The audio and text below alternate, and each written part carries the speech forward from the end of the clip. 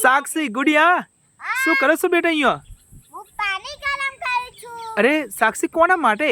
મારા દાદી શું કહેતા હતા કે સાક્ષી બેટા મારા માટે ના ઓલી પાણી ગરમ કરો તે અત્યારે હું પાણી ગરમ કરું છું. વાહ ગુડિયા વાહ, બહુ સરસ કહેવાય, દાદીની સેવા કરો તમે, પાણી ગરમ કરો. હે હા, અરે કાકા આજે મને વાત કહે છે કરમ ના ધર્મ વિશે. શું વાત કરો? કરમ ધર્મ વિશે વાત હા. તો કરી નાખો સાક્ષી વાત.